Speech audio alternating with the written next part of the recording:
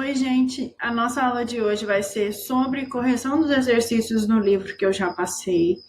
Não vai ter nenhuma tarefa, nem para fazer no livro e nem para fazer na lista, nem link, nem nada. Vai ser bem tranquila a aula de hoje, vai ser só correção de exercícios.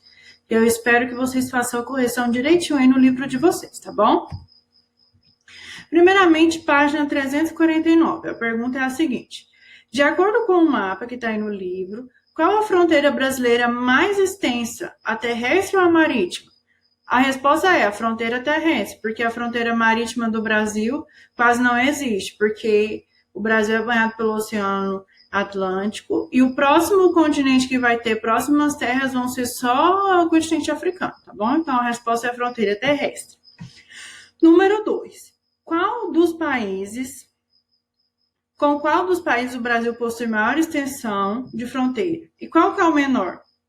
A resposta: o Brasil possui a maior extensão com a fronteira com a Bolívia, que é de 3.338, a bolinha tampou aí, mas é 3.338 quilômetros, e a menor é o Suriname, que a fronteira é de extensão de 588 quilômetros, tá bom? Dá um pause no vídeo, copia direitinho a resposta, se você acertou, se você errou, tá? Página 347. Escreva o nome dos estados onde se localizam os pontos extremos do Brasil. Aí no livro tem a imagem, eu só coloquei a legenda, tá bom? Letra A, resposta é Rio Grande do Sul. Essa paisagem fica no Rio Grande do Sul. Letra B, Serra da Contamana, no extremo oeste, fica no Acre. Letra C, Ponto dos Seixas, no extremo leste, fica na Paranaíba, tá? Da bolinha também tampou, mas a resposta é essa. E por último, letra D, Monte Caburaí, extremo norte, fica em Roraima. Dá uma pausa se você tiver errado, corrige, apaga, tá? Página 347 ainda, 2. Em quais hemisférios está localizado o território brasileiro? Resposta: o território brasileiro está localizado nos hemisférios norte, sul e oeste, porque a linha do Equador passa dividindo o território lá na região norte do Brasil, fazendo com que ele fique em norte e sul, no hemisfério norte e sul do mundo todo, e o Brasil está totalmente localizado no hemisfério oeste, tá bom? No hemisfério ocidental, ou seja, à esquerda da linha do Equador. Corrija aí se a sua tá errada. Próximo, vou tirar essa bolinha daqui, para vocês entenderem melhor. Aí. Número 1. Verifique os mapas das páginas 348 e 349 e escreva qual a medida da realidade cada segmento de escala representa. Essa aqui, gente, é muito simples. Vocês só vão olhar na legenda do mapa aí qual que é a escala. Tá assim, 0 tanto, 0 tanto. Você vai procurar a escala do mapa e vai colocar. A resposta é: letra A, 40 quilômetros. Letra B, 180 quilômetros. Letra C, 630 quilômetros. E letra D, 3.410 quilômetros, tá bom? Se tiver a sua errada, apaga, escreve o certo, tá? Próximo. Vou voltar a bolinha. Próximo. Página 349. Observe o mapa. No seu livro vai ter o mapa, né? Letra A. Cada centímetro do mapa representa quantos quilômetros na vida real? O que você vai fazer? Vai medir lá na escala e vai ver qual que é. A cada 1 centímetro tem quantos na vida real?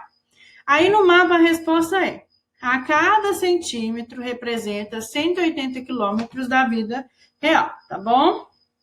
Letra B.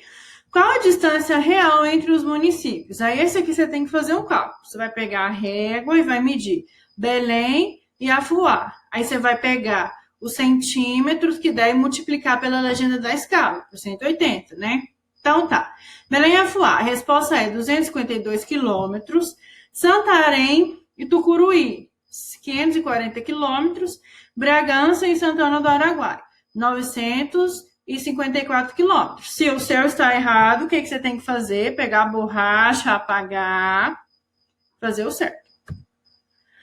Página 354. É a número 2. Escreva as principais características dos povos que habitavam as terras brasileiras antes da chegada dos colonizadores. Aí eu te pergunto, quais eram os povos que habitavam o território brasileiro antes da chegada dos colonizadores? Os povos indígenas, né? Então escreve aí. Os povos indígenas que habitavam as terras compunham uma população bastante numerosa, se comparada à população indígena atual. Além disso, esses povos apresentavam grande diversidade cultural. Por que não dá para a gente definir exatamente quais eram as características desses povos? Porque viviam aqui inúmeras tribos, e cada uma das tribos possuía as características próprias, seus próprios hábitos, tá bom? Então, se você colocar desse jeito, já vai ser certo a resposta. Mais uma vez, se a sua tiver errado, apaga e coloca o certo, tá bom? Página 355, número 3. Descreva como cada paisagem relaciona-se com as transformações ocorridas no espaço geográfico brasileiro. Aí também tem as fotinhas, se eu não me engano, você vai colocar como que cada uma dessas fotos relacionou com as transformações do espaço geográfico brasileiro. A imagem A contribuiu para a integração das regiões brasileiras, sobretudo a região centro-oeste, que é a construção de Brasília. Letra B. A expansão das atividades e fronteiras agrícolas tem contribuído para o crescimento das cidades do norte e do centro-oeste, e também para o aumento das populações. Aqui a gente está falando das fronteiras agrícolas, nas áreas que antes não eram utilizadas para o cultivo agrícola e agora são utilizadas para o cultivo agrícola, tá? C. Antigas áreas que destacavam como produtoras agropecuárias, agora se destacam também como crescimento industrial. Então, áreas que antes eram utilizadas para as questões agropecuárias, agricultura ou pecuária, agora são utilizadas também para o crescimento industrial. Dá um pause, se a sua estiver errada, você apaga e coloca a correta. Página 358, número 1. Explique qual atividade é desenvolvida em cada foto. A imagem 1, a resposta é a agricultura tradicional, que ela é desenvolvida em pequenas propriedades, geralmente é voltada para a agricultura de subsistência, que é para o próprio consumo das famílias ou para as trocas, tá bom? Imagem 2, criação de animais em confinamento, com a utilização de equipamentos modernos, visando o aumento da produtividade. Por que esses animais são criados em confinamento? Porque quando o animal é criado em confinamento, o produto a ser produzido vai ser de maior qualidade, tá bom? Página 358. Com a bolinha de cá de novo. Aí, assim fica melhor. Pergunta. No Brasil, essas atividades são desenvolvidas apenas de maneira como estão nas fotografias? Explique. Não. Por que é não a resposta? No Brasil também são praticadas a agricultura moderna, que é a agricultura em grandes quantidades, a agricultura que são utilizadas máquinas voltadas para o comércio internacional, tá bom? A agricultura moderna em grandes propriedades monocultoras. O que é uma propriedade monocultora? Que só produz um tipo de produto, ou arroz, milho, soja, mas é só um tipo de produto. E a criação extensiva de gado com animais soltos em pastagem, que é o maior exemplo de criação de gado no Brasil.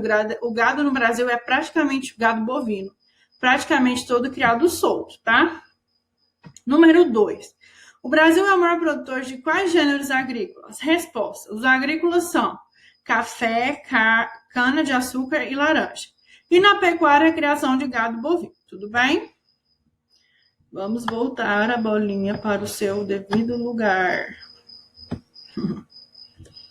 Próximo. Página 365.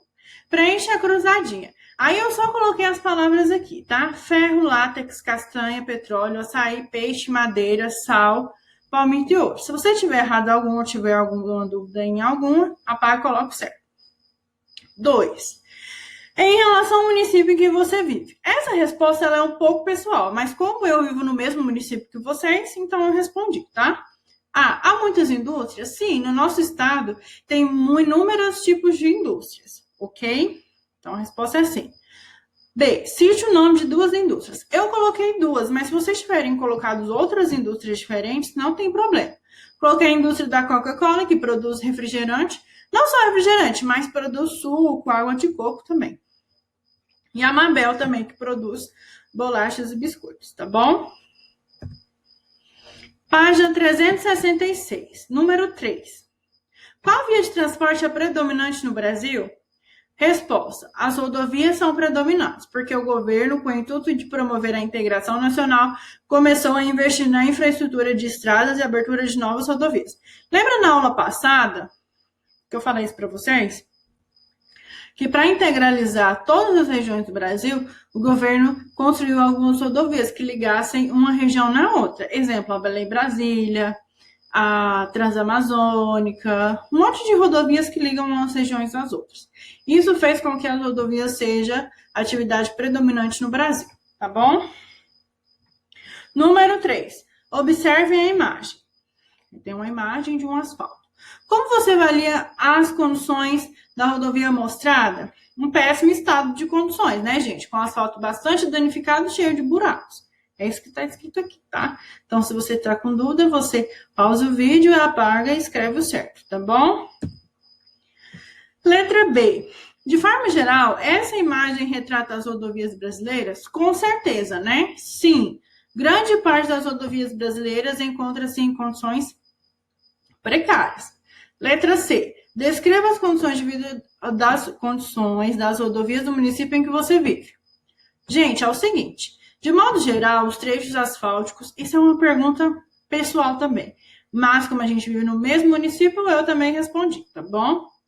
Se você tiver respondido de outro jeito, colocado do seu ponto de vista, não tem problema. Pode deixar o seu ponto de vista aí, tá? Esse é o meu ponto de vista. Resposta. De modo geral, os trechos asfálticos são de boas condições de uso. Claro que existem buracos, asfaltos ruins, mas de forma geral são utilizáveis.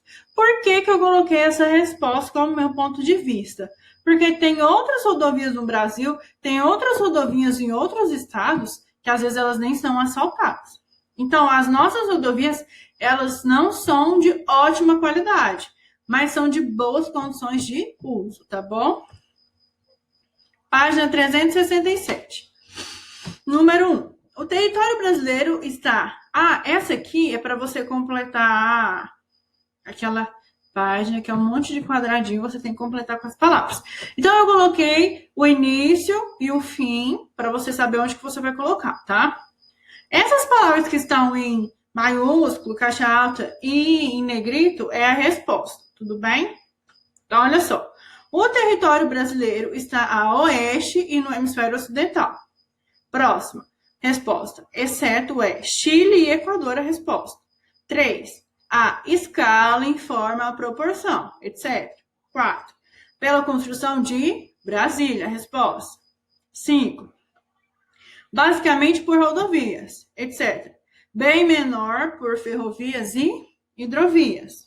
6. No espaço rural são a agricultura é a resposta, extrativismo também é a resposta, esqueci de colocar em negrito, vegetal e mineral. E por fim a 7. As rodovias em nosso país. Tudo bem, gente? Essa foi a nossa aula de hoje, tá bom?